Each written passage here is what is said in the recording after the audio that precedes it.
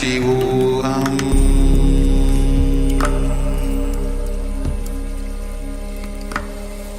Om Nityananda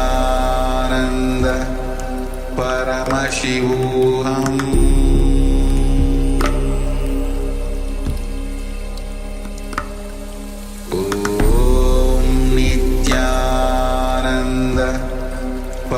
Paramashivoham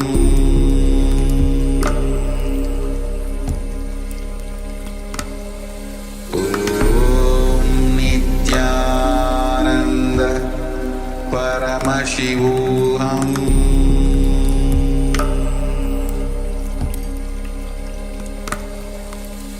Om Nityananda Paramashivoham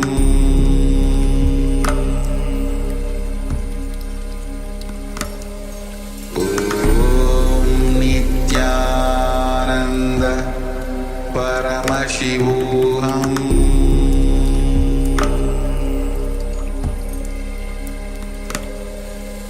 Om Nityananda Paramashivoham Om Nityananda Paramashivoham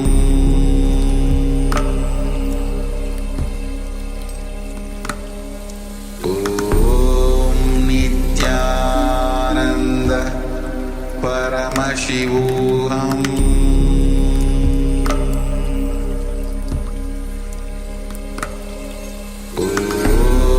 Nityananda Paramashivoham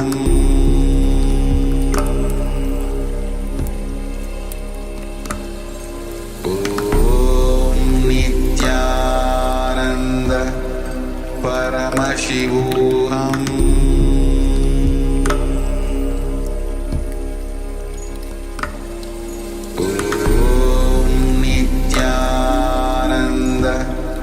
Paramashivoham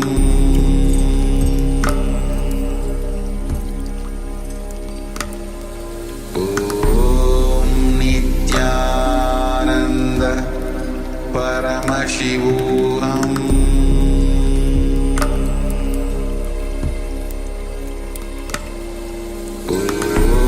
Om Nityananda Paramashivoham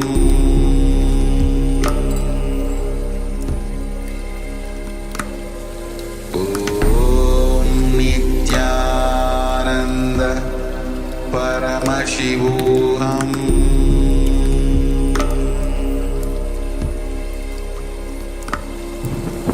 Om Nityananda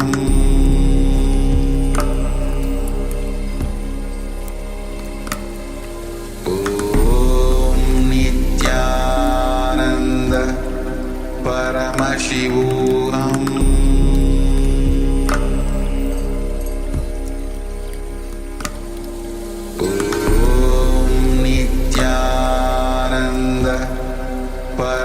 Paramashivoham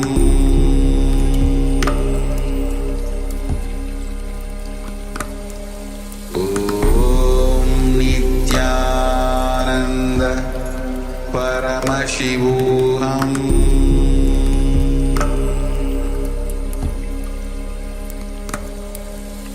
Om Nityananda Paramashivoham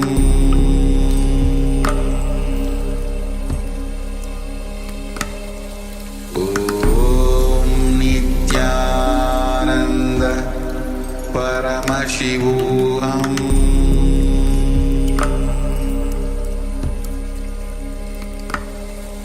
Om Nityananda Paramashivoham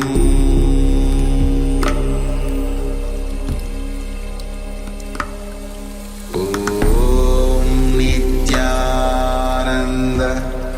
Paramashivoham